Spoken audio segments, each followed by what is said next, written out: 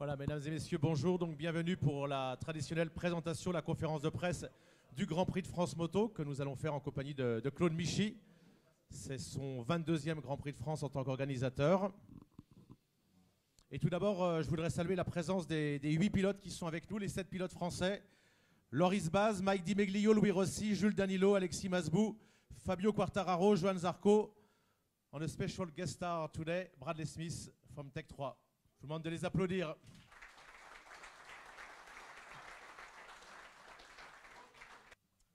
Bien, merci tout d'abord à vous tous d'être là.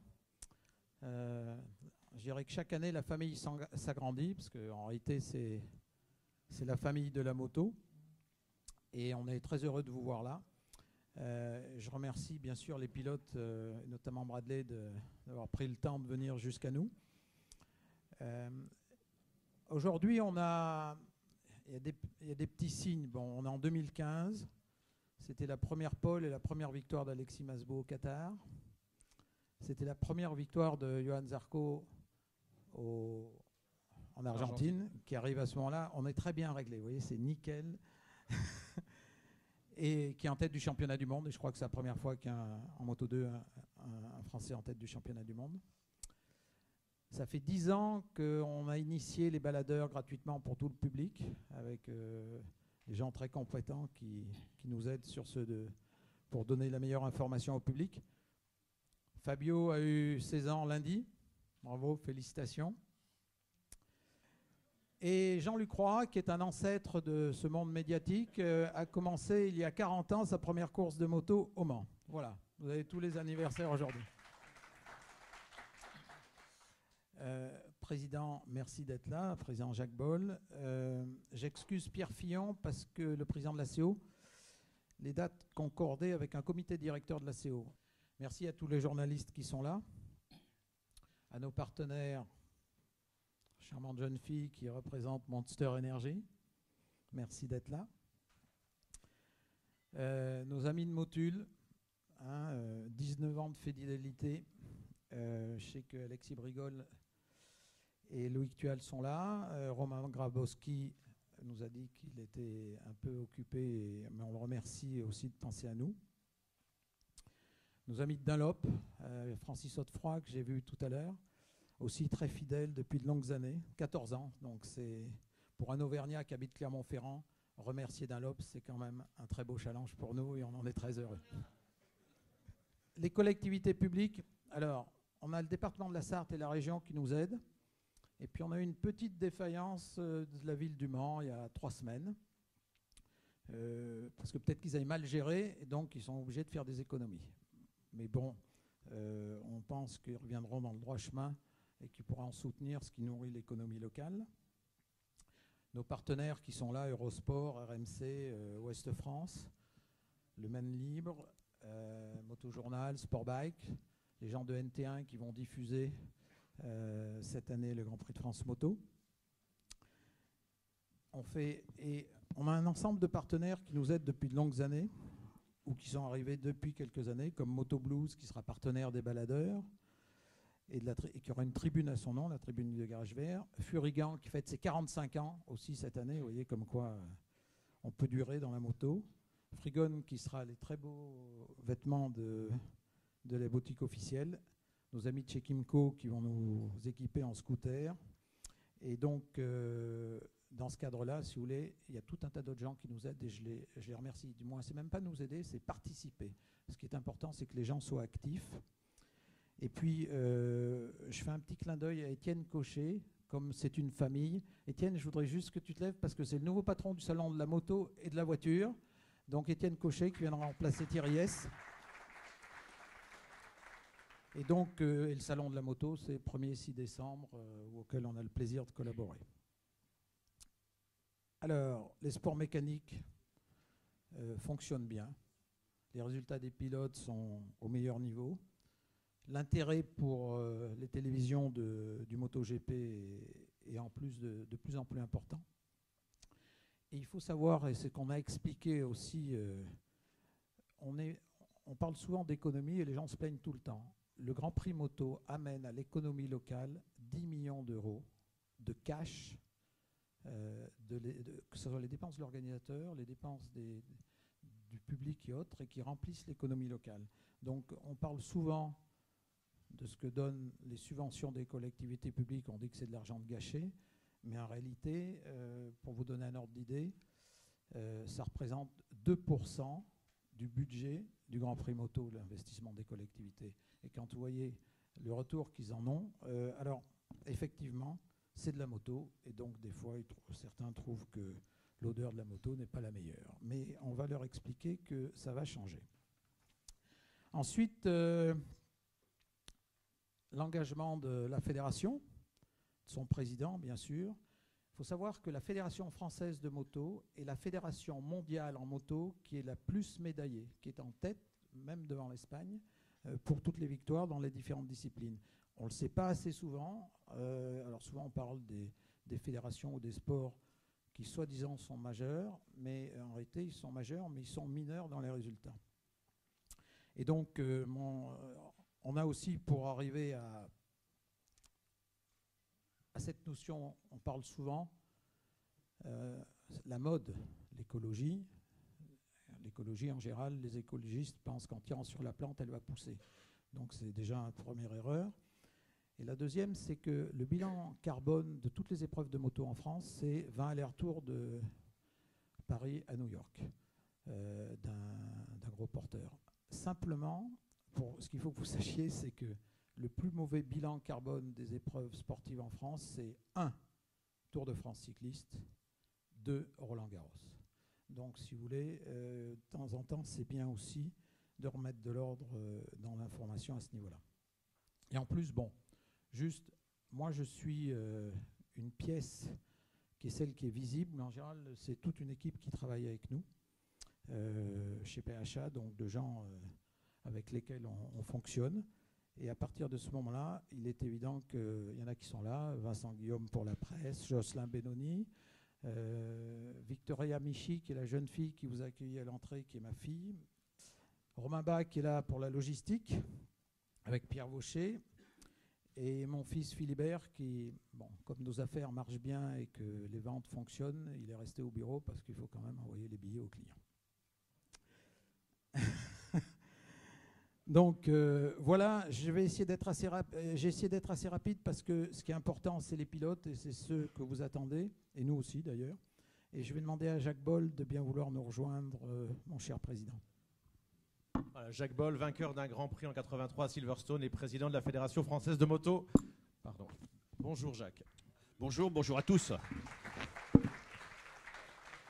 Alors, tout de suite, juste un petit mot. Claude, il faut que tu expliques quand même 2 mots, parce que dire que le Tour de France cycliste, c'est le plus mauvais bilan carbone, il faut expliquer que sur les manifestations sportives, en fait, ce n'est pas l'activité sportive elle-même qui génère du carbone, ou en tout cas qui a un impact sur l'environnement, c'est beaucoup plus les spectateurs. Or, le Tour de France a beaucoup de spectateurs, donc ça génère en effet un impact en termes de carbone très important et beaucoup plus important que le Grand Prix de France moto, par exemple. Alors Jacques, ça n'a pas été totalement le cas juste oui. Un message personnel concernant Rémi Tissier. Mon ami le président de la Fédération argentine, dont tu as annoncé la disparition dimanche dernier, donc te salue bien. Je n'ai pas cité son nom du tout. Parlons alors de l'importance du Grand Prix de France moto. Ah ben c'est clair, c'est la plus importante épreuve de sport moto en France. Alors, pas forcément celle qui a le plus de public, parce que je le répète régulièrement. L'épreuve moto qui a le plus de public, c'est le Touquet. Hein, bon, mais c'est gratuit le Touquet, donc tout comme le Tour de France cycliste d'ailleurs. Mais... Donc ça ne peut pas être organisé par un Auvergnat, c'est gratuit. Mais par contre... Ça commence fort là. Hein. En matière d'épreuves à guichet payant, hein, donc c'est évidemment le Tour de France. Et Claude, bon, on l'a déjà dit tout à l'heure, hein, ça génère, on le voit bien, sur la région du Mans, ça génère vraiment une économie très très importante. Ça permet aussi de donner une image du sport moto, une image positive à mon avis. C'est souvent la seule épreuve, moi, dont on me parle au cours de l'année. Hein. Enfin, je parle de personnes qui sont évidemment en dehors du milieu moto. La seule épreuve dont on me parle maintenant, c'est malheureusement bien souvent non pas le Tour de France, mais le Grand Prix de France moto. Alors dernière chose, Jacques, avec l'aide également de Claude, vous aidez quasiment tous les pilotes français. C'est le rôle d'une fédération. Hein, ça, c'est le rôle d'une fédération. En effet, bon, on a aujourd'hui, je dirais, une fédération qui marche bien, qui dégage des résultats. Donc moi, je considère qu'une partie de ces résultats doit être redispatchée vers les sportifs de haut niveau. Alors dans toutes les disciplines, hein, Claude l'a rappelé tout à l'heure, c'est vrai qu'on est en tête des médailles, mais lorsqu'on voit ça uniquement sous le prisme de la vitesse, à l'aune de la vitesse, on peut se dire, bon, on n'est pas champion du monde en vitesse, etc. Mais c'est vrai qu'on est champion du monde en enduro, on est champion du monde en motocross, on est champion du monde dans beaucoup de disciplines. Et lorsqu'on fait le total ce qu'on appelle le ranking, hein, le total des médailles, en effet, on est numéro 1 devant les Espagnols, c'est tout à fait exact. Parce que les Espagnols, bon, sont forts en vitesse, sont forts en trial, mais par contre, dans les autres disciplines, ils sont inexistants. Voilà, donc l'ensemble des sportifs français de haut niveau, s'ils le souhaitent, hein, s'ils en ont besoin, parce que d'un autre côté, un garçon qui n'a pas besoin de l'aide de la fédération, nous, on ne veut pas le forcer à porter, à prendre les sous de la fédé. Donc, mais s'il en a besoin, eh bien, c'est bien volontiers qu'avec Claude, on essaie de mutualiser nos moyens et on essaie de faire en sorte de permettre à des garçons d'être en Grand Prix. Hein. Je crois que cette année, il y a au moins un garçon, peut-être 2, qui sont en Grand Prix grâce à l'aide de Claude et de la fédération, et on continuera à le faire. Voilà, vous avez été récompensés tous les deux cette année, puisqu'il y a eu une pole position pour Alexis Masbou, une victoire d'Alexis Masbou, et puis Johan Zarco, que vous avez beaucoup aidé. C'est une année idyllique. Hein, je dirais qu'aujourd'hui, alors continuez, hein, messieurs, hein, mais avoir un début de saison avec 4 podiums, je crois, si je m'abuse, avec 2 victoires, bon, bah, c'est tout à fait exceptionnel, et j'espère bien qu'on aura un titre à la fin de l'année. En tout cas, c'est tout le mal que je souhaite aux garçons en question et à la fédération. Merci. Applaudissements pour un Jacques Boll qui était Merci chambreur bien. cette année. On travaille avec la CO d'une façon très agréable. C'est des manifestations compliquées, mais il faut savoir que l'organisation sportive de la CO est quelque chose de très performant, certainement l'une des meilleures au monde. Et à partir de ce moment-là, on en bénéficie aussi. Le circuit a eu de nombreux aménagements également faits par les collectivités publiques, puisqu'il appartient aux collectivités.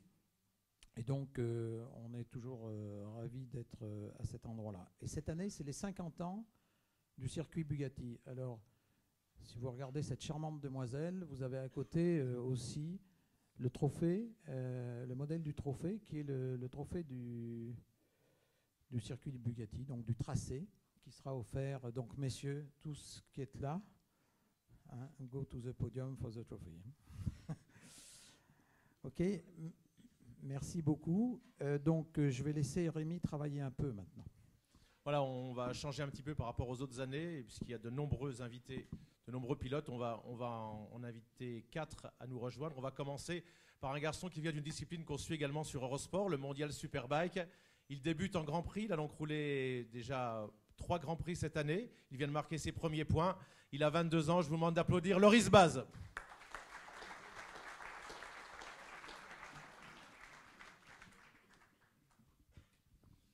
Bonjour Loris. Bonjour à tous. Tu es bien grand maintenant. J'ai pas changé. Je me souviens des 2 premières fois où je t'ai croisé à Valence, où on t'avait interviewé, on avait fait une petite photo, et puis également avec ton papa au Grand Prix de France, justement, au Mans. On t'avait croisé à Je m'en souviens Arnage. il y a quelques années. Et tu avais les couleurs toujours de Loris Capirossi, et tu nous avais expliqué que ton rêve, c'était d'être en Grand Prix. Bien pratiquement une dizaine d'années après, c'est fait. Ça fait quoi ? Donc, voilà, c'est un rêve qui devient réalité. Après, c'est beaucoup de travail pour y rester, parce que Yates, c'est une chose. Maintenant, ce que je veux, c'est performer. Et petit à petit, on y arrive, mais t'inquiète pas, je me souviens très bien de tous ces moments où je passais mes journées à regarder les Grands Prix et à arpenter les paddocks à la recherche des pilotes. Donc voilà, je suis très fier d'être arrivé là grâce à plein de gens qui m'ont soutenu dans ma carrière. Comme Jacques l'a dit, il y a quelques pilotes qui sont au Grand Prix cette année grâce à l'aide de la fédération et de Claude, et je pense faire partie de ces pilotes. Donc je dois vraiment les remercier, sinon je ne serais pas là. Et donc voilà, c'est plein de gens autour de moi qui m'ont permis d'être là. Maintenant, c'est à moi de faire le boulot pour y rester et pour essayer de faire la meilleure saison possible. Alors, on t'avait quitté l'année dernière, tu nous as fait vivre un formidable mondial, la dernière manche au Qatar, avec le titre de Sylvain Gattoli. Tu étais le coéquipier de Tom Sykes, tu es maintenant dans l'équipe Forward. Quelle est la grosse différence déjà entre le mondial Superbike pour rouler avec une machine et puis les Grands Prix ? C'est les pneus ? Ouais, voilà, la plus grande différence, c'est les pneus. Donc je m'y attendais. Je pensais qu'il allait y avoir d'autres choses qui allaient vraiment me déranger. Et au final, non, tout tourne vraiment autour de la rigidité de ces pneus et de la performance de ces pneus. Donc on est obligé d'adapter son style de pilotage et de s'adapter à tout, parce que c'est des pneus qui permettent de faire des temps fantastiques sur toute la durée d'une course, mais qui demandent un autre style de pilotage. Donc ça demande du temps de travail. Je suis en train de, course après course, de m'y habituer et de progresser dans le classement. Donc voilà, j'ai fait ma meilleure course lors de la dernière en marquant mes premiers points en Grand Prix. Donc en me rapprochant de la première place Open. Donc j'espère y arriver à Rérez ou au Mans, ça serait quelque chose de sympa. Vous avez même devancé votre coéquipier Stéphane Bradl, qui est pourtant un garçon expérimenté sur cette course argentine. Oui, voilà, j'ai réussi à terminer devant. Donc en début de saison, j'ai dit qu'un de mes objectifs, c'était d'arriver à être avec les premiers de cette catégorie Open qui est assez spéciale à mi-saison. Et donc voilà, à la troisième course, j'ai réussi à être assez proche d'eux. Maintenant, je vais essayer de faire pareil sur les prochaines courses, me rapprocher du top 10 sur les courses où nos motos le permettent. Et pourquoi pas essayer de terminer premier Open le plus vite possible. Alors vous avez une particularité, on verra que c'est le cas pour au moins un autre pilote ici, c'est que vous avez fait vos débuts en Espagne. Donc du coup, est-ce que vous connaissez le circuit Bugatti aussi bien que Louis Rossi ou que certains pilotes français par exemple? Non, j'ai fait qu'une course au Mans et j'ai d'ailleurs un excellent souvenir, c'était les 24 heures du Mans et c'était un podium il y a quelques années. Après, c'est sûr que j'ai commencé en Espagne quand j'étais jeune parce que il y avait un excellent niveau là-bas à l'époque avec d'excellents pilotes, des Marc Marquez, des Paul Espargaro et plein d'autres. Donc j'ai fait le choix avec mes parents de partir là-bas. J'ai même habité là-bas une partie de mon début de carrière pour pouvoir, on va dire, progresser le plus vite possible. Et j'ai appris énormément de choses là-bas. Donc voilà, maintenant après c'était un choix de carrière qui à ce moment-là était le meilleur. Maintenant c'est aussi ce qui m'a permis d'être en Grand Prix maintenant. Loris, 2 points sur le sec en Argentine. Une de vos grandes forces, on le sait, il y a eu des chutes, mais il y a eu souvent des victoires et des podiums au Mondial Superbike sous la pluie. On sait que dans la Sarthe, de temps en temps, la météo est favorable avec beaucoup de pluie. Vous attendez ça avec impatience? Vous espérez qu'il y ait quelques Grands Prix sous la pluie cette année? Espérer, oui. De toute façon, il y en aura toujours. La pluie a tendance à suivre les Grands Prix. Donc c'est sûr qu'il y en aura et je suis sûr que je vais réussir à faire des bons résultats à ce moment-là. J'ai souvenir d'un Grand Prix où à un moment il y avait deux Français en tête, c'était Randy et Sylvain en tête du Grand Prix de France. Donc s'il y a de la pluie, promis, on essaiera de faire pareil avec Mike au moins quelques tours. Voilà, merci, je vous demande d'applaudir Loris Baz. Merci à tous. Qui nous rappelait le fameux Grand Prix de France qui avait été gagné par Chris Vermeulen et la Suzuki. Alors depuis 2008, c'est la première fois qu'on a la chance d'avoir 2 pilotes français de la catégorie MotoGP. Le deuxième a été champion du monde en 2008 en catégorie 125 à Phillip Island où il avait gagné la course ce jour-là. Ce qui est toujours beau le jour d'un titre avec plus de 10 secondes d'avance. Il est toulousain, Mike Di Beglio.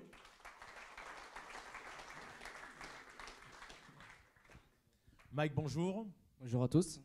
Alors toi, tu es un habitué en revanche, à la différence de Loris Baz. Tu connais tout par cœur, normalement, tous les circuits, même équipe.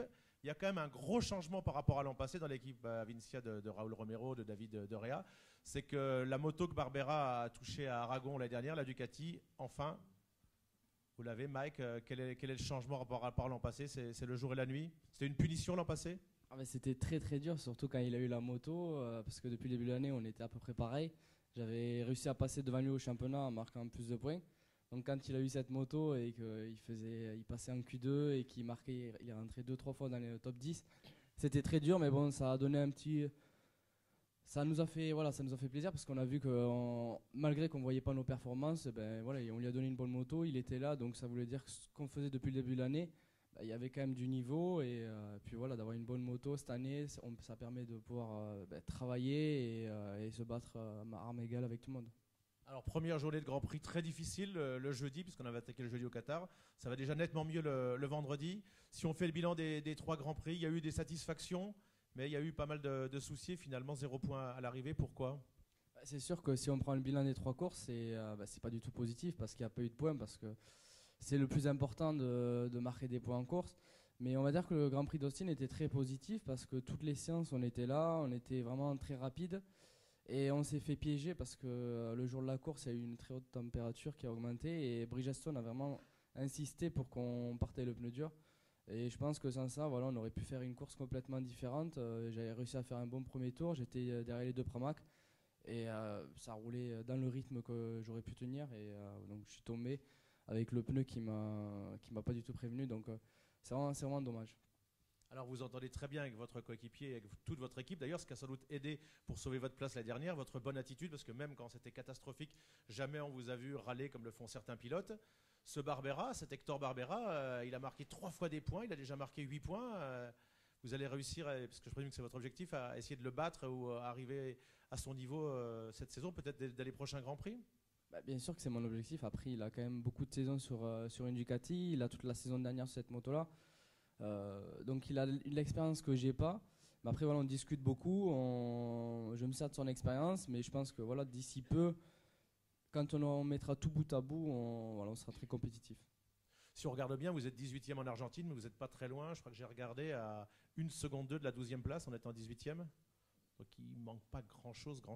Non, il manque pas grand-chose. En Argentine, voilà, on a eu des soucis pendant la qualification qui nous ont fait partir très loin. Pendant la course, j'ai failli tomber à 10 tours de la fin. J'ai réussi à rattraper ma moto. Je suis revenu dans le groupe, mais voilà, on a eu la moto ne permettait pas de doubler là-bas. Donc c'était un petit peu compliqué. On avait un bon rythme. Il aurait fallu être mieux sur la qualif. Et voilà, ça, on peut pas revenir en arrière. Le Grand Prix de France, ça a souvent été très délicat pour les pilotes français. On a attendu pendant plus d'un quart de siècle une victoire. Et puis vous avez gagné l'année de votre titre. Vous avez gagné le Grand Prix 125 sous la pluie devant Bradley Smith d'ailleurs. Ça, c'est un souvenir inoubliable de gagner à la maison, ce que rêvent pratiquement la plupart des pilotes tricolores. Ah oui, c'était inoubliable parce que voilà, déjà de rouler, d'être en tête et de voir tous les drapeaux français se lever, m'encourager, ça je me rappellerai toute ma vie. Puis après, entendre tout le public chanter la Marseillaise avec moi, c'était très beau. Et puis quelques années après, Louis a réédité, donc c'était encore plus beau. Voilà, c'est des moments qu'on n'oubliera jamais. Donc un beau Grand Prix de France à venir sans doute.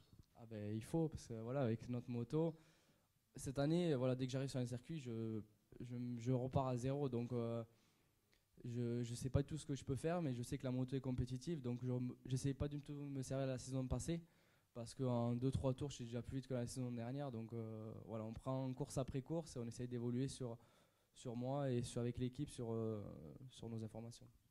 Mike Miglio, merci.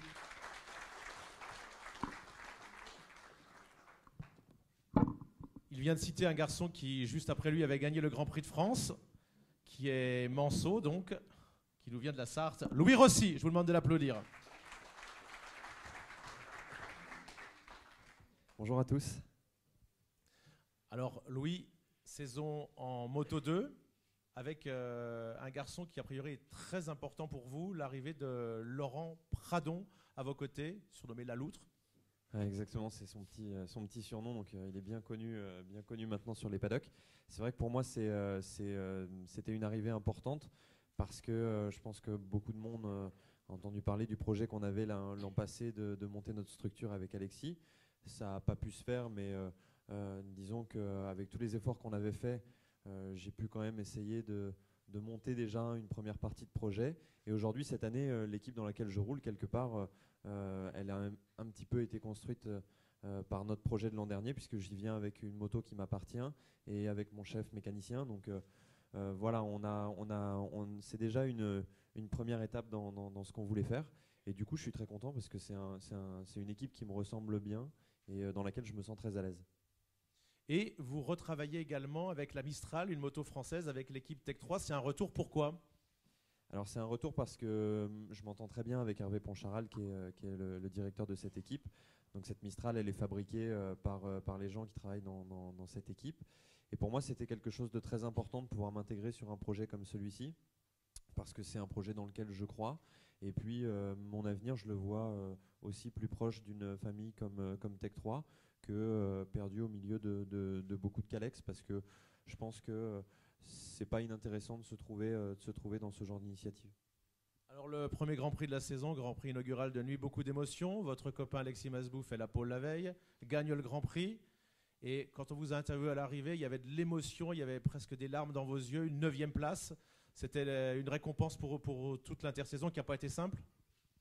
C'est sûr que j'étais content d'être 9e, donc je pense que j'aurais été encore plus content de gagner évidemment. Mais c'était pas un hiver facile parce que c'est vrai qu'on a dû beaucoup travailler pour pouvoir mettre en place ce genre de projet. Et ça m'a coûté énormément de temps. Ça a été très difficile avec les partenaires de mettre tout ça en place. Donc de commencer une saison avec un bon résultat, c'était très encourageant et ça l'était pour moi comme ça l'a été aussi pour l'équipe parce qu'on est une petite équipe et chacun fait ce qu'il faut pour que ça marche. Mais voilà, on sait que ça coûte beaucoup, c'est l'aventure humaine qui veut ça. Donc il y avait beaucoup d'émotions et on était très contents, c'est vrai, à la sortie de cette course. Maintenant, c'est moi qui ai pu le dire et c'est moi qui ai pu le montrer, mais je garantis que ce soit mes partenaires ou mon équipe, tout le monde était très fier. Vous avez gagné un Grand Prix dans votre carrière, mais pas n'importe lequel. Vous êtes sartois, vous avez gagné dans la Sarthe. C'était un moment immense. Qu'est-ce que ça a changé dans votre carrière, ce Grand Prix gagné ? Ben, ça a changé beaucoup de choses parce que c'est vrai que c'était en 2012 quand j'étais en Moto 3. Dès les essais hivernaux, on était relativement rapide. On a montré qu'on avait peut-être un potentiel. On commence la saison au Qatar avec une première ligne. Ensuite, on était tout le temps devant jusqu'au Grand Prix de France. Et puis, je gagne dans des conditions qui étaient des conditions pas faciles parce qu'il tombait des trompes d'eau. Et là, finalement, ce qui a changé, c'est la considération vis-à-vis des médias, vis-à-vis des partenaires. Ça m'a permis d'avancer dans toutes mes démarches. Et puis je pense d'entamer des discussions qui m'ont permis d'aller en Moto 2 la saison d'après, chez Tech 3, donc en 2013. Mais c'est sûr que ça a été un tournant décisif. Et puis surtout un souvenir mémorable. Du coup, maintenant, Louis, vous avez une tribune au Mans pour le Grand Prix. Et Pierre Fillon nous le disait, vous allez courir aux couleurs de l'ACO.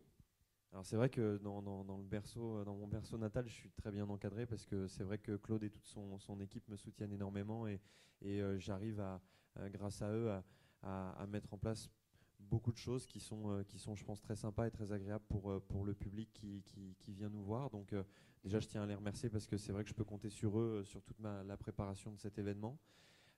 Vis-à-vis de l'ACO, donc comme Pierre l'a dit, c'est l'anniversaire du circuit Bugatti. Donc cette année, on aura vraiment un plaisir immense et puis une grande fierté à porter les couleurs de cet anniversaire.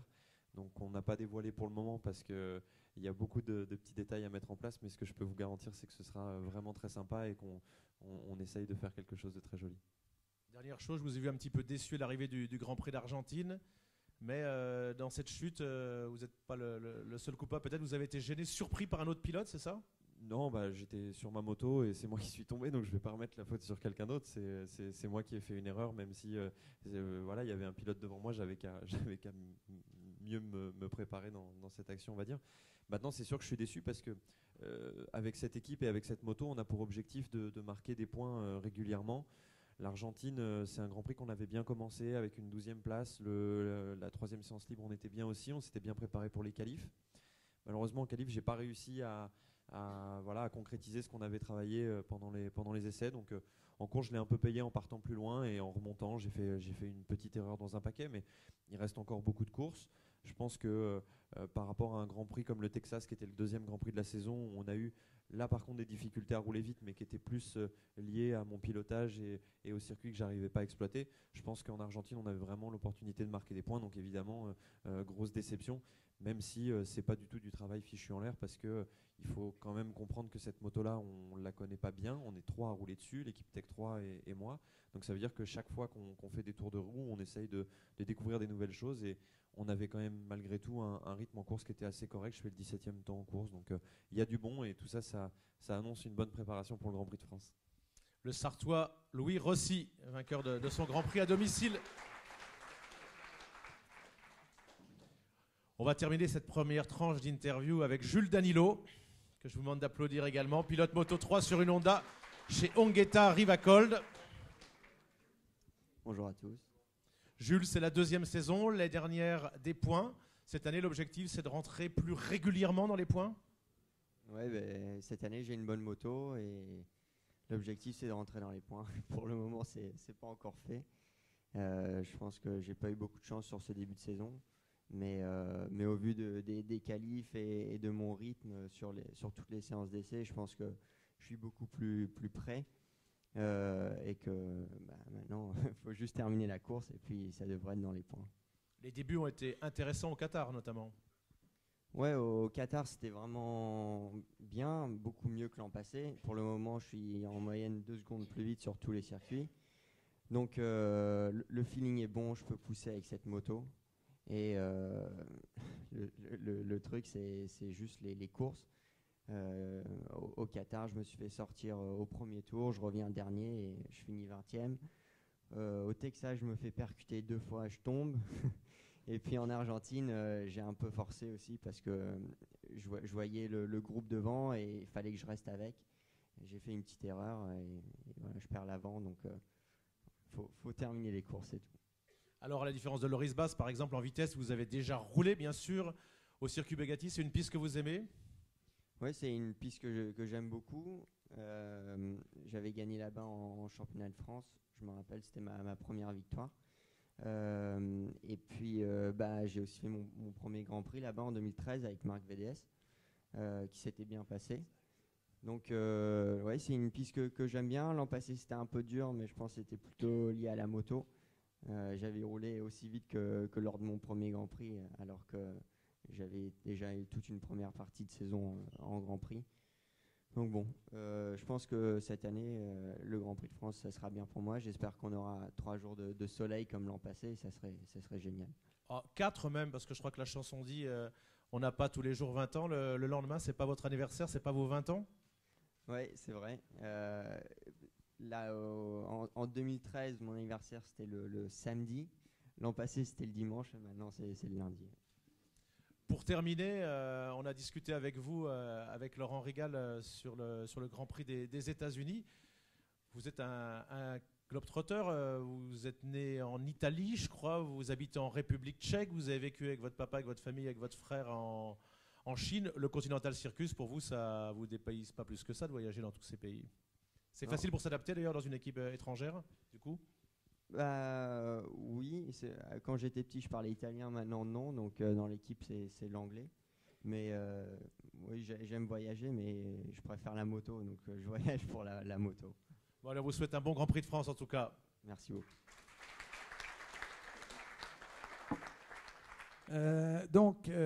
En réalité, on fait le maximum pour satisfaire le public et l'accueillir dans les meilleures conditions. Parce qu'en réalité aussi, le meilleur décor pour une compétition, c'est le public. C'est assez simple, mais c'est agréable pour tout le monde de voir un nombreux public autour du circuit et encourager les pilotes parce que même sur les machines, ils voient ce qui se passe. Donc, à aujourd'hui, les motards vont bénéficier d'un certain nombre d'autoroutes gratuites pour arriver au Mans, du vendredi 10h au lundi 10h, grâce à Vinci. Autoroute qui nous aide aussi sur ces éléments-là et avec la sécurité routière. Pascal Dunikowski, je ne sais pas s'il est encore là, qui a représenté la sécurité routière, je le remercie. En réalité aussi, c'est un billet tout compris. En réalité, nous, personne n'a de supplément. Une fois qu'on a son billet, on bénéficie de tous les avantages du circuit, les aires d'accueil, les parkings, les campings. Alors, on a 10 tribunes qui, malheureusement, pour ceux qui n'ont pas réservé, et je les plains, sont complètes. Donc, il y a 12 000 places de tribunes qui ont été réservées. Il faut savoir que donc, il y a des tribunes comme pour Louis Rossi, comme pour Valentino Rossi, comme pour Yamaha, comme pour Ducati, comme pour nos amis de Motul avec Suzuki. Il y a une autre tribune Honda avec le fan club Marc Marquez. Il y a la tribune Moto Blues qui était l'ancienne tribune du Garage Vert, la tribune Dunlop bien sûr, à côté de la célèbre passerelle, et donc la tribune de la Chapelle et une tribune qui est une tribune privilège qui est en ligne droite des stands. Mais il reste quand même 7000 places de tribune qu'on laisse libres d'accès au public. Alors c'est en général, vous avez des gens qui arrivent très tôt pour s'installer, il y en a même que j'ai vu coucher dans les tribunes. Donc comme quoi la passion n'a pas de limite. Ensuite, il y a bien sûr de nombreux gradins naturels, parce que le circuit est très bien fait, et donc avec une très belle vision, et une vision qui est aussi aidée par les écrans géants qu'on met autour du circuit. Il faut savoir qu'il y a 11 écrans géants, donc globalement de tous les coins du circuit, on peut voir ce qui se passe et on peut voir l'ensemble des courses. Ça fait 10 ans, comme je vous l'ai dit, qu'on fournit aussi des baladeurs gratuitement au public, avec une radio dédiée, si vous voulez, au Grand Prix, qui améliore la qualité d'écoute, qui avec des garçons comme Pierre Orluc, Thomas Beaujard, sont dans les stands pour aller interviewer les pilotes, pour les team managers et faire parler tous ces gens-là de mieux vivre la course. Donc il y a un garçon comme Pierre-Henri Potra, qui était un journaliste spécialisé dans la moto, qui était l'équipe avant, qui nous aide sur ce dossier. Et je crois que c'est quelque chose d'essentiel pour que les gens puissent bien vivre le Grand Prix. Bon, il y a une appli gratuite sur les smartphones, chose normale. La Fanzone AMV, alors ça c'est un peu nouveau. Je salue Agnès Roulière qui me fait des grands signes, qui me félicite. En réalité, on a une scène du concert. On fait la rencontre avec les pilotes où ils ont la gentillesse de venir et qui sont interrogés par le public. Et on avait une tranche d'heure entre 10h et 18h qui était libre, et on s'aperçoit que beaucoup de public aussi se promène. Donc on a créé la Fanzone AMV qui nous permet de faire venir tout un tas de gens en dehors des pilotes qui expliquent ce qu'ils font sur un Grand Prix, que ce soit des team managers, des mécaniciens, des journalistes. Et le public est très friand de toutes ces informations. Il y a des jeux, il y a des choses étonnantes à gagner, puisqu'on peut gagner l'accès sur la grille de départ, qui est quelque chose que vous ne trouverez nulle part. Et on essaye toujours de créer ce lien entre le public, les pilotes et la compétition. Sur ce même podium de la Fanzone AMV, il y a la rencontre avec les pilotes qui est très prisée tous les vendredis et samedis soirs en 18h et 20h. Et on voit des très bons moments, et on voit même des journalistes venir à la Fanzone parce que les questions que pose le public, le pilote y répond, alors que cette même question aurait du mal à être posée par un journaliste souvent. Moi, il n'y aurait peut-être pas de réponse. Concert, musique, bien sûr, ça fait partie du jeu. Alors, parmi un garçon qui a beaucoup de qualité, puisqu'il est champion du monde d'endurance avec son team, Christophe Guyot, il sera là en guest star parce que c'est un gratteur de guitare, paraît-il, monumental. Donc, vous viendrez voir aussi Christophe Guyot et les différents groupes qui vont se produire à ce jour-là. Show mécanique, alors ça, c'est devenu, comment dire, un phénomène assez étonnant. Ça a lieu le samedi soir sur la piste de la Voie des Stands. Et le public s'installe dès la fin de la Moto 2. Et il y a 40 000 personnes le soir. Donc, on fait du stunt. On a les jeunes de l'équipe ZF avec nos amis Laurent Felon et Johan Zarco. Et ils essayent de vraiment former des jeunes pilotes, de faire ce qu'on fait ailleurs, mais ils essayent de le faire chez nous. Et ça, il faut les féliciter pour ça. Et donc, ces jeunes vont venir faire... Johan, l'an dernier, leur avait tracé avec quelques quilles et un bout de rubalise, et on voyait ces gamins mettre le genou par terre et tout, c'était assez sympa. Du stunt, et puis je pense quelque chose, une forme de monument dans le freestyle moto. Donc ce sont des Suédois, des gens bien, très sérieux, avec une tête bien faite, mais qui font du freestyle moto avec les motoneiges. Et donc, normalement, cette année, ils doivent passer le backflip avec les motoneiges. Donc, ça peut être un grand moment aussi de ce Grand Prix. On a 2 courses annexes. Le championnat, le CEV championnat d'Espagne, qui a gagné Fabio l'an dernier au Mans. Et la coupe Yamaha 125, donc qui complète le plateau et toutes les... Championnat du monde junior, excusez-moi. Je n'avais pas suivi tous les méandres administratif de la fédération, donc c'est encore mieux, championnat du monde junior. Donc si je comprends bien, Fabio a gagné le championnat du monde junior l'année dernière qui n'existait pas. Oui, c'est ça. Et ensuite, on refera un petit point de presse pour au Mans le 6 mai, où il y a aussi des tests pour le CEV. Donc voilà, je le fais assez rapide parce qu'il y a des pilotes que vous attendez tous et de les entendre interviewés par Rémi. J'ai vu Alain Bronec tout à l'heure, je ne voudrais pas oublier, il est caché derrière. Alain Bronec, le team CIP. Il y a 2 teams français qui existent, avant d'attendre celui de lui aussi, qui sera le 3e l'an prochain avec Alexis. Donc le team CIP et Hervé Poncharal avec le team Tech 3, chez lequel roule Bradley. Donc voilà, tout est dans le stylo et dans la petite clé, donc vous aurez tout, les photos et autres. Je vous remercie. Je vais laisser Rémi introduire nos invités suivants, et je vous remercie surtout de votre attention.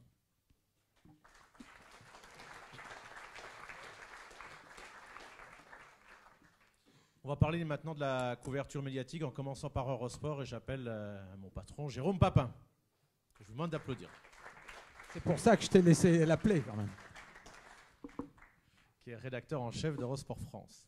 Bonjour à toutes et à tous, heureux d'être là. Juste, Président, vous dire que progresser, c'est changer d'erreur. Alors, je pense que la prochaine fois, Rémi ne commettra pas la même erreur, mais c'est vrai aussi que je demande tellement aux équipes, et notamment depuis plusieurs années, avec, vous le savez, parce que vous l'avez vu, la couverture en intégralité et en exclusivité sur toute la saison, de la première minute à la dernière minute des courses.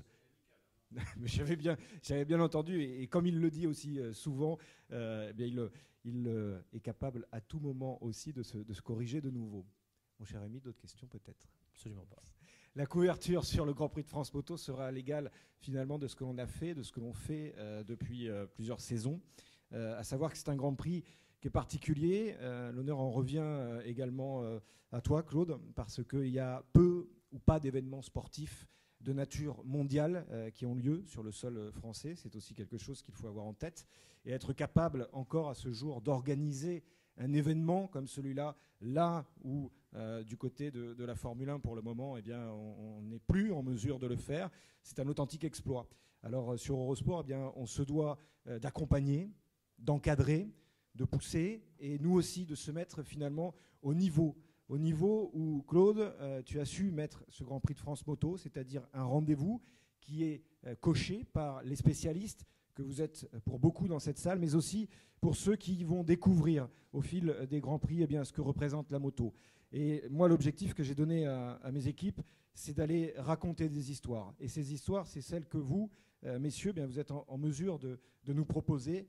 Et je tiens ici solennellement et vraiment le dire devant tous les médias, merci pour deux choses. La première, c'est le spectacle que vous offrez. Et la deuxième chose, c'est parce que vous êtes restés des sportifs à taille humaine, parce que j'ai pu voir sur le retour que les équipes m'ont fait qu'avant saison et même pendant la saison, vous acceptez la présence des médias, même si ce n'est pas évident pour vous, même si je sais qu'on vous demande beaucoup, qu'on vous sollicite pour pouvoir raconter ce que vous êtes, les hommes que vous êtes derrière le côté pilote. Merci pour cela, parce qu'il y a beaucoup d'autres sports qui ont déjà basculé du mauvais côté et qui mettent les médias à part, alors que l'on a besoin de vous, vous avez besoin de nous, c'est sûr, mais c'est ensemble et c'est collectivement qu'on pourra raconter les plus belles des histoires qui soient. Et pour ça, la moto, c'est quelque chose de magique, c'est qu'il y a cette humanité qui reste, ce côté sportif également. Vous offrez des images qui sont juste fabuleuses. Le dernier Grand Prix en est l'exemple le plus parlant peut-être. Et c'est vrai que sur la couverture d'Eurosport, eh bien, je demande à chaque fois à nos équipes qu'elles soient sur place. On a 5 personnes présentes sur tous les Grands Prix. On a également un dispositif à Paris avec un plateau warm-up qui cette année est présenté par Christophe Malbranck. Christophe Guyot fait partie également de ces talents qui sont présents pour accompagner, encadrer, expliquer également à ceux qui ne maîtrisent pas forcément eh bien, tous les codes de votre sport. Alors sur le Grand Prix de France Moto, eh bien, on emmènera tout le monde, les équipes de warm-up qui seront présentes dès le vendredi jusqu'au dimanche. Des plateaux avant, des plateaux pendant, des plateaux après, des plateaux pour comprendre, des plateaux pour mettre en relief vos exploits, à vous, messieurs les pilotes français, mais également étrangers. Et puis, parce que, quelque part, pour nous, à Eurosport, la volonté, elle est de raconter tout ce que je viens de dire, les histoires, de pouvoir être le plus proche de vous et donc, quelque part, de vous rapprocher également du public, de ceux qui vous suivent. C'est pas une prise de risque pour nous, sachez-le, c'est une vraie prise d'initiative que l'on fait. Merci Jérôme. Alors un mot pour préciser que le Grand Prix sera également télévisé, comme c'était le cas je pense l'année dernière notamment, sur NT1. Effectivement, on a cette bonne nouvelle et on en est ravis. Et je profite de l'occasion pour saluer 2 champions du monde. Je vais commencer par le plus jeune, Sébastien Charpentier, qui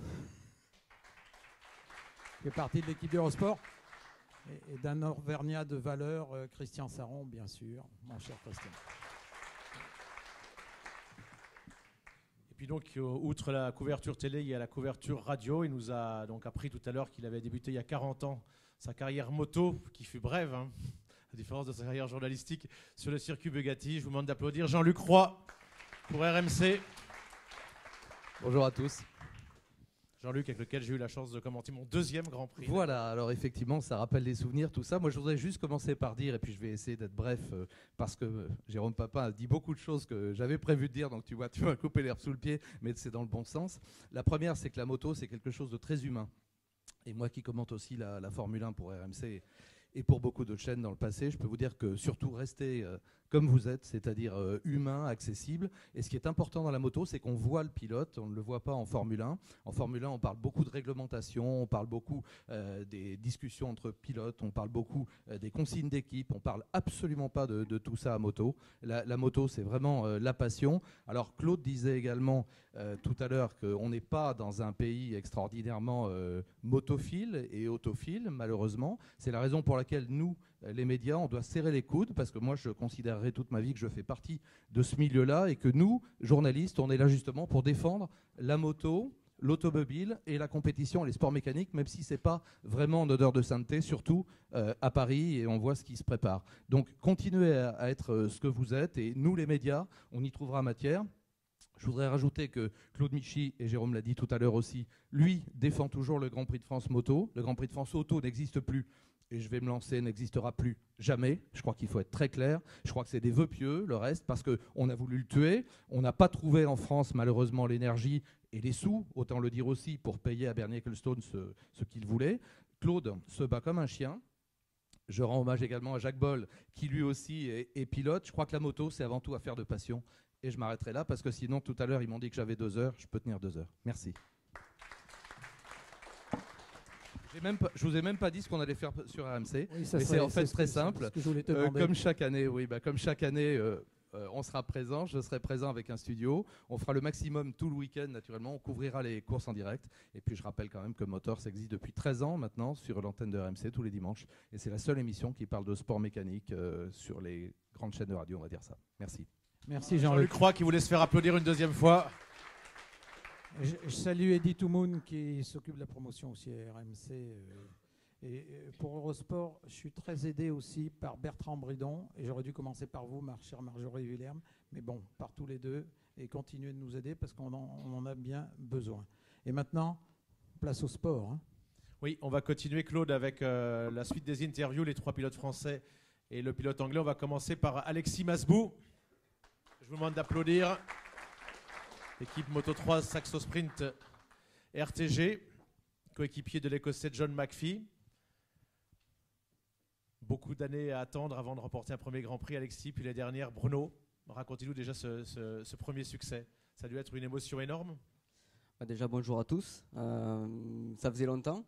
D'ailleurs, l'an dernier, quand on était ici, on me demandait encore si j'allais enfin pouvoir gagner mon premier Grand Prix. C'est enfin fait. Le deuxième arrivé il n'y a pas si longtemps. De toute façon, gagner un Grand Prix, gagner une course, c'est toujours des émotions fortes. Forcément, la première, surtout moi, je l'attendais depuis longtemps. Donc c'était assez fort. Et voilà, c'est des émotions qu'on aime retrouver et dans lesquelles on n'a pas d'excuses à trouver, on n'a pas de raison à trouver pour avoir gagné, juste on a gagné. Alors Olivier Jacques a attendu 6 ans pour être champion du monde, même chose pour Arnaud Vincent, pour Mike Di Meglio. Vous avez attendu encore plus longtemps pour une première victoire, vous devez avoir quand même une sacrée détermination, la pugnacité. Je pense que ça fait partie de mes traits de caractère. Je me suis fixé des objectifs, j'essaye de les atteindre. Ça a pris plus de temps que la moyenne, mais en tout cas je me bats pour mes objectifs, pour arriver à ce que je veux. Et je n'ai pas lâché l'affaire depuis que j'y suis et ça fonctionne quand même. Alors, il y a déjà eu une belle surprise le samedi. Vous avez fait votre première pole position également au Qatar cette année. Oui, c'est vrai que j'ai toujours été plutôt un pilote de course qu'un pilote d'essai. Donc cette pole, ça a été un peu long à venir, plus encore que la victoire. Mais ce qui compte, c'est les 25 points le dimanche. Donc c'est vrai que j'ai toujours aimé la bagarre, j'ai toujours aimé aller au contact et c'est dans ces phases-là que je me sens bien. Mais en même temps, maintenant, en Grand Prix, pour gagner des courses, il faut aussi partir devant. On ne peut pas se permettre de partir 15e et gagner des courses. Ça peut arriver, mais c'est extrêmement difficile. Donc voilà, plusieurs pilotes l'ont dit d'ailleurs avant moi. Si on est mal qualifié, on n'arrive pas à faire le résultat qu'on aurait pu faire. Donc maintenant, l'objectif, c'est de me qualifier plus aux avant-postes pour avoir des courses plus faciles. Alors Alexis, de la bagarre, il y en a eu lors du premier Grand Prix. On a même vu l'autre Français mener également. Fabio Quartararo, vous vous imposez. C'était assez sensationnel. Ben, ça fait partie des choses de la Moto 3. On est régulièrement des dizaines de pilotes à se bagarrer pour la première place, pour les podiums. Et donc c'est vrai que c'est assez intense. Le Qatar, j'étais encore 7e je crois au lancement du dernier tour. Mais c'est la seule catégorie où c'est qu'on peut être 5, 6, 7 dans le dernier tour et gagner la course à la fin. Et ben voilà, c'est des courses extrêmement difficiles où c'est qu'on ne peut jamais savoir ce qui va se passer, mais en même temps on y prend beaucoup de plaisir. Dans votre box, on a interviewé au Qatar un garçon qui a mené un Grand Prix de France. Il courait à l'époque en 125. Frédéric Petit, on va le revoir sous la suite de la saison européenne. Pourquoi vous l'avez choisi? Qu'est-ce que peut vous apporter un pilote comme ça, son expérience, son passé de pilote de Grand Prix? Oui, exactement. Fred a été un bon pilote de Grand Prix. Il a beaucoup d'expérience. Et c'est toujours bien d'avoir un œil extérieur pour avoir des conseils, pour avancer. Et Fred, de ce côté-là, est performant. A les bons mots aussi, ce qui est important. Et donc, ça permet d'avoir un soutien supplémentaire qui, des fois, me permet d'être un peu plus serein et de voir les choses un peu plus clairement. Alors Alexis, ça ne pouvait pas mieux débuter. Première pole position, victoire pour le premier Grand Prix. Vous êtes 5e, vous chutez, vous avez une énorme déception à Austin. Et puis, ça s'est mal passé en Argentine. Pourquoi? Vous avez une explication? Pas d'explication. J'ai fait une erreur de déconcentration à Austin. En Argentine, j'étais juste à la limite depuis le premier tour. J'avais fait un choix de pneus assez risqué, mais qui pouvait être payant en fin de course. Ce qui était important pour moi, c'était de marquer des gros points en fin de course et pas forcément de me battre aux avant-postes pendant toute la course. Donc j'avais pris le risque de mettre un pneu dur, mais voilà, j'ai commis une erreur. Après, c'est facile d'assumer les victoires, il faut aussi assumer les défaites. Et voilà, c'est ce que je vais faire et je vais continuer à travailler pour revenir aux avant-postes. Pour terminer le Grand Prix de France, vous, à la différence de certains pilotes, vous en avez plus d'une dizaine à votre actif. Il y a eu des bons souvenirs au Grand Prix de France? Il n'y a pas eu que des bons souvenirs. C'est souvent un Grand Prix un peu difficile parce qu'il y a beaucoup de monde, il y a beaucoup d'attentes. Mais en même temps, c'est un Grand Prix où c'est que j'aime être. Les gens sont très très proches. PHA et l'équipe à Claude Michy font un super boulot. Et on peut rencontrer le public sans arrêt, avoir les fans autour de nous et se sentir soutenus. Après, c'est vrai qu'il faut concrétiser. Et au Grand Prix de France, les gens attendent plus que ce qu'on fait d'habitude. Nous, on fait déjà le maximum d'habitude. Donc, c'est vrai que c'est difficile de faire plus encore pour le Grand Prix de France. Mais chacun d'entre nous essaye de se surpasser un peu plus pour le Grand Prix de France. Et cette année, c'est ce qu'on va faire et c'est ce que je vais faire. Merci Alexis Masbou, vainqueur du Grand Prix du Qatar. Je vous demande de l'applaudir.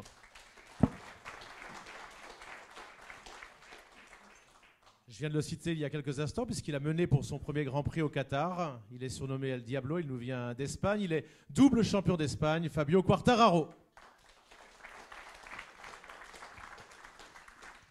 Bonjour à tous. Alors déjà Fabio, bon anniversaire. Merci.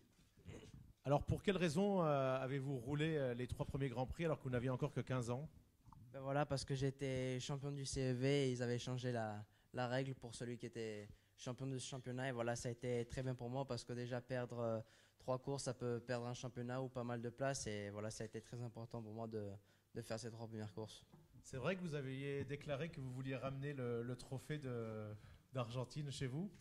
Ben voilà, c'est tous les pilotes qui veulent gagner. Et voilà, moi le premier, voilà, je ferai tout le possible pour en ramener le plus possible, même si voilà, il y a des très bons pilotes tout ce championnat. On a vu déjà Daniken qui a fait 2 courses, une à Austin et en Argentine, il a réussi à s'échapper. Voilà, ça va être difficile de le faire, mais je ferai tout le possible. Alors on dit que vous êtes un prodige, il paraît que c'est votre oncle au tout début qui a remarqué que vous aviez un sens de l'équilibre incroyable sur une trottinette au tout début. Et voilà, ça a commencé avec une trottinette et après voilà, mon père m'a acheté ma première moto, une Piwi, et voilà, j'ai commencé à faire des courses en France. Et après je suis parti en Espagne parce que voilà, le niveau là-bas était beaucoup plus élevé. Voilà, petit à petit j'ai réussi à monter de catégorie, être dans la structure d'Estrella Galicia. C'était le bon choix, l'Espagne. Vous avez surtout à 11 ans rencontré un monsieur qui s'appelle Eduardo Martin, qui dit que vous êtes également, comme Étienne, comme son fils. C'est vrai, il a vraiment tout fait pour vous? Ben voilà, moi déjà depuis la 80, voilà, il m'a aidé. Maintenant il m'héberge chez lui et voilà, c'est grâce à lui que je suis ici. Voilà, je le remercie vraiment parce que voilà, être dans la structure d'Estrella Galicia pour moi c'est vraiment très bien parce qu'on a un très grand support d'Honda comme toutes les autres équipes. Et voilà, j'aimerais surtout le remercier. Alors vous aviez toute votre famille pour vous soutenir en plus de votre équipe Au Qatar, il y avait Anthony, votre frère, il y avait votre maman, il y avait Étienne, votre papa. J'ai noté quelques adjectifs quand ils vous ont qualifiés, tous les trois: gagneurs, déterminés, ambitieux et gentils. C'est vrai tout ça? Oui, ben voilà, après, je pense que beaucoup de pilotes, ils ont ça. Et voilà, le plus important pour tous les pilotes, c'est surtout de marquer des points pour moi, parce que voilà, c'était 3 circuits que je ne connaissais pas, et c'était le plus important pour moi de ramener des points ici en Europe. Et voilà, maintenant, ça va être des circuits que je connais très bien. Jerez, Le Mans, j'ai roulé déjà l'année dernière. C'est un circuit que j'aime vraiment, et surtout les supporters qui nous aident surtout tout au long du week-end. Fabio, qu'est-ce que vous avez ressenti quand vous avez pris la tête au Qatar? Bon, vous saviez que vous étiez fort, mais vous arrivez avec les meilleurs pilotes mondiaux, et dès le premier Grand Prix, vous dites, voilà, maintenant je connais mon niveau, c'est bon, je vais pouvoir en gagner une. Je sais que je peux être là avec eux. C'est ça que vous avez ressenti? Ben voilà, déjà il manque beaucoup d'expérience pour moi, parce que voilà, c'était mon premier Grand Prix. J'ai fait une grosse erreur dans le dernier tour, mais voilà, déjà être premier dans un tour de mon premier Grand Prix, c'était vraiment fantastique pour moi. C'était un rêve, et voilà, maintenant j'espère rester devant jusqu'au dernier tour. Alors ensuite, autre émotion, premier podium, c'était au deuxième Grand Prix. Bah oui, c'est vrai, voilà, c'était difficile pour moi, surtout le vendredi, parce qu'on avait des conditions de pluie. Après le samedi, on a réussi à faire un très bon réglage pour la course, mais voilà, c'était difficile parce que j'avais le rythme, et il me manquait 4 dixièmes pour être devant. Et après, voilà, Kenty, il a réussi à partir, et j'ai réussi à remonter sur Alexis dans les 6 derniers tours, et voilà, j'ai réussi à faire une très bonne bagarre avec des pilotes très expérimentés comme Alexis et Efren Vasquez. Alors vous êtes débutant, vous faites 7e, 2e, 6e sur des circuits que vous ne connaissez pas. Là, on va arriver au Grand Prix de France. Vous avez gagné les dernières en championnat d'Espagne, et surtout le prochain Grand Prix à Jerez, où vous êtes très fort. Vu votre détermination, vous voulez gagner maintenant là-bas. Ben voilà, ça c'est l'objectif de tous les pilotes, mais surtout je vais essayer de faire une course comme j'ai fait au Qatar, en Argentine, et surtout à Austin. Mais après, il ne faut pas se mettre un objectif de voilà, c'est une obligation de gagner, mais voilà, moi ce que je veux, c'est réussir à faire le meilleur résultat. Dernière chose, on a vu beaucoup de pilotes étrangers ou pilotes français débuter. Vous, non seulement vous avez des résultats, il ne me semble pas vous voir aller à la faute, vous mettre la pression. Vous n'avez pas commis de grosses erreurs jusqu'à maintenant. Comment vous faites? Moi, j'ai déjà fait une erreur voilà, au Qatar, mais après, surtout, c'est une erreur pour faire une course comme ça et gagner le Grand Prix et terminer 7e. Après, surtout, moi, je ne me mets pas la pression, parce que voilà, je suis le plus jeune du championnat, et l'objectif, c'est surtout de terminer les courses et marquer des points. Merci. Fabio Quartararo, je vous demande de l'applaudir.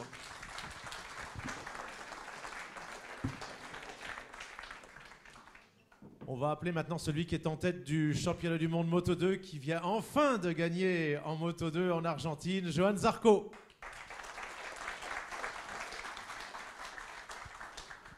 Johan, qui est également vice-champion du monde 125 en 2011, et qui court avec une Kalex, et qui a retrouvé l'équipe Akiajo Motorsport. Parfois, ça se frictionnait un petit peu avec le Finlandais. Je me souviens de votre course perdue à Misano. Alors pourquoi, vous qui avez toujours changé d'équipe, d'ailleurs année après année, pourquoi être revenu avec cette équipe et avec le Finlandais? D'abord, bonjour. Revenir chez Ajo en 2015, c'était une opportunité pour avoir cette moto Kalex, une équipe avec un seul pilote, c'est-à-dire donc tous les mécanos, les chefs mécanos, les techniciens, vraiment concentrés avec moi.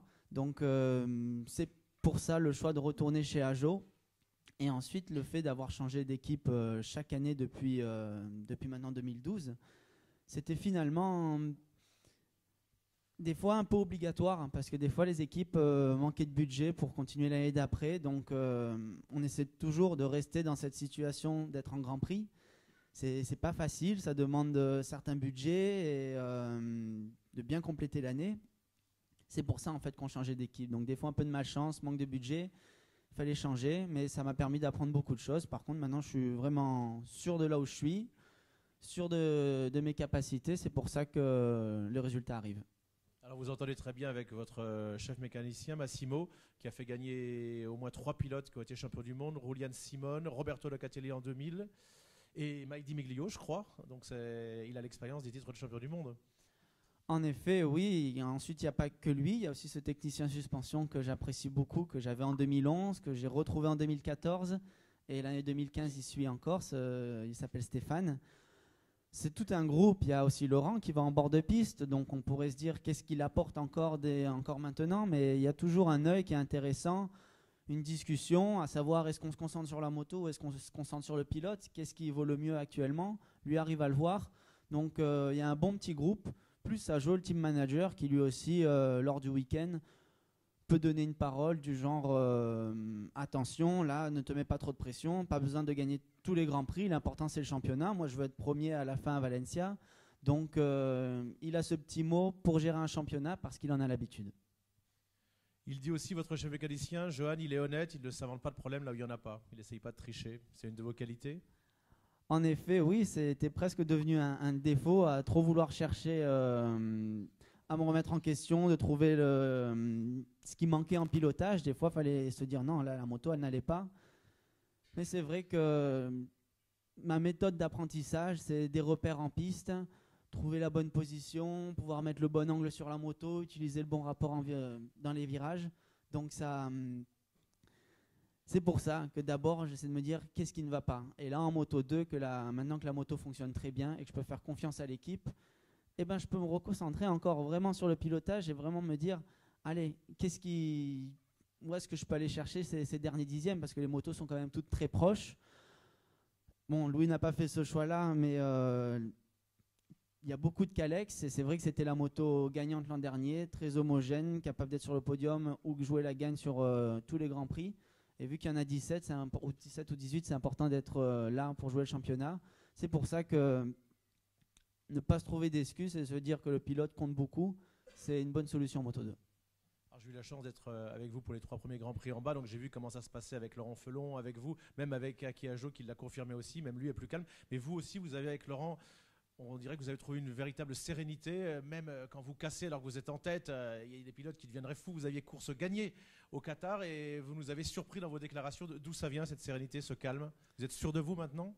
De l'expérience, hein, se rassurer en se disant j'ai les capacités de rouler vite, ça j'en me suis rendu compte pendant l'hiver, de pas trop penser aussi, moins je pense, mieux j'avance, ça c'est une bonne chose. Donc ça apporte de la sérénité, être à l'écoute de Laurent, des mécanos, voilà, plus serein et bien m'entraîner également physiquement pour quand on se sent fort dans son corps, on est fort dans sa tête. Donc c'est plein d'éléments qui font que j'atteins le résultat. Et c'est vrai que cette casse au Qatar, pourquoi s'énerver j'ai terminé la course 8e. Et dans le tour d'honneur, j'ai même salué Folger en lui disant bravo, tu as gagné, alors que vraiment elle était donnée cette victoire. Et quand je suis arrivé, j'ai vu tous les gens dépités, j'ai enlevé mon casque et je souriais parce que c'était tellement bon d'avoir mené la course, de s'être senti fort, que ça m'a donné du bonheur. Et je me suis dit, il faut accepter ça dans le sport mécanique. Il y en a, à l'époque, on cassait beaucoup les moteurs, beaucoup moins maintenant. Là, un petit problème comme ça, ça arrive encore. C'est pour ça que se sentir fort, on se dit l'année est longue et on va pouvoir marquer des points. Vous vous sentez fort au point d'être champion du monde à Valencia ou même avant, cette année en Moto 2? C'est l'objectif, en tout cas. Il ne faut pas se voiler la face et après les années d'expérience, d'avoir atteint plusieurs podiums et en plus maintenant de gagner la première course en Moto 2, d'être en tête du championnat. Oui, je peux jouer le championnat du monde. L'expérience est là, toute l'équipe est là, j'ai toutes les cartes en main. Maintenant, poser la bonne au bon moment pour prendre tout ce qu'il faut. Allez, c'est ce qu'on vous souhaite, en tout cas un titre de champion du monde. Johan Zarco. Merci. Et puis on va terminer avec notre guest star. Il est anglais, il a été invité, merci d'ailleurs à Motul de l'avoir fait venir. Il est au cours dans l'équipe Tech 3. Bradley Smith. Bradley, je suis vice-champion du monde 125. Derrière Julian Simon. And Bradley, who scored a fantastic podium last year at Phillip Island, a great memory, un fantastic podium l'année dernière à Phillip Island. Yeah, it feels a long time ago, but the memory is still, very, very nice. Would be nice to continue that again this season. It seems a little bit more difficult this year than the last year. The Ducatis have improved an awful lot, but Yamaha have supported us with a great bike, so I need to try and do that once more. Voilà, c'était vraiment un grand souvenir. Ça sera peut-être un petit peu plus difficile cette année, notamment avec les deux Cathy qui sont présentes cette année, qui sont bien là au rendez-vous, mais il va essayer bien évidemment de refaire un podium. You were injured for the test in Malaysia, so perhaps you had less pressure than last year, and perhaps it was a good thing. Il était blessé pour pour les essais d'intersaison, et du coup, ça peut être été une bonne chose. Yeah, it's never good to start the season injured. Hervé was not very happy with me, but anyway, it seemed a positive thing. It meant that we could have a relaxed test, so we actually learned a lot more than just going for a lap time. Unfortunately, I still have the injury now, but on the motorbike it's not a problem, but just means I can't run across the road when I get the traffic in Paris. Voilà, il est encore blessé, même maintenant il a du mal à courir, à traverser une route. Son team manager Hervé Poncharal était pas content, mais du coup ça lui a sans doute enlevé de la pression. L'année dernière, vous avez mal débuté au Qatar, parce que vous avez voulu le podium, vous étiez 4e, vous avez chuté. Cette année, c'était bien meilleur. Last year, you had a bad start of the season. You were expecting the podium on your crash. This year, it was much better. Yeah, this season we tried to be a little bit more realistic in terms of the results that we are trying to get. Right now, we have to try to be the top satellite rider as much as possible and not expect too much more. There is a difference between the factory and the satellite bike. Although maybe not so big, there is still a difference. Also, the best riders are in the world riding on the factory bike, so you can't really expect to be in front of them, but to be as close to them as possible is the objective. Voilà, Bradley va essayer d'être plus réaliste cette année. Il va pas chercher comme au Qatar dernière à forcer pour aller chercher un podium. Il se rend compte qu'il y a des très bons, les meilleurs pilotes au monde sur les motos d'usine. Donc il va essayer de terminer à chaque fois qu'il le pourra. Premier pilote avec une moto d'une équipe satellite. To finish French GP, it's big memories for you for two reasons. The first one, you scored your first podium in Le Mans. Donc le Grand Prix de France est un très bon souvenir pour lui parce qu'il a marqué son premier podium au Grand Prix de France. Yeah, that's a really long time ago. 2007, I was third place in the GP of France. But anyway, it's a pleasure to keep on coming. You know, Claude Michy is doing a fantastic job. Obviously, the support from the French crowd, even though I'm English, and I understand that I'm not too much of a friend, but they treat me like family. The support is amazing there. All of the French fans that, you know, come to support us. Obviously, it's big for Motul, for Monster Energy. So yeah, it's an important race for us. So we need to put on a good show. Voilà, ça fait un petit moment qu'il a fait ce podium. Il avait terminé 3e. Il souligne le très beau travail de Claude Michy, l'organisateur. Il est dans une équipe française, donc il sent le soutien du public, même s'il est pilote anglais. Il sent vraiment qu'il est soutenu comme un membre de l'équipe Tech 3. Il remercie également les sponsors, puis avec Monster, bien évidemment. C'est une course particulière. Last question. You were third, but after you finished second. You almost won the French GP, but you were beaten by Mike Di Meglio. Vous avez failli gagner le Grand Prix de France un jour où il pleuvait, mais vous avez you were beaten by Mike. Yeah, I let him win that day. No, it was a very exciting race. Finally, it was only 5 laps. Mike passed me, I think, on the last lap or just before the last lap, and I have to admit it was one of the more special podiums because yeah, I was touched. You know, all of the French crowd singing the Marseillaise with Mike was special to be there. But of course, I would have liked to have been the winner. Bon, j'aurais aimé gagner. Je l'ai laissé gagner, dit-il en plaisantant. C'était un sprint très court. 5 tours, il m'a passé, je pense, dans le dernier tour. Et c'était assez particulier ensuite d'entendre tout le public français qui chantait la Marseillaise. Bradley, thank you very much for coming in Paris today. Merci beaucoup. Thank you. Bradley Spies, pilote Tech 3. Merci à tous, merci Bradley d'être venu. Alors, on va faire une photo avec tous les pilotes français sur le podium, avec le président de la fédération, bien sûr. Si vous voulez bien venir, on va enlever ça. Je remercie ces charmantes jeunes filles de leur présence, mais restez avec nous. On va enlever ça. Et ensuite, donc, vous pourrez faire vos interviews comme vous le souhaitez après la photo.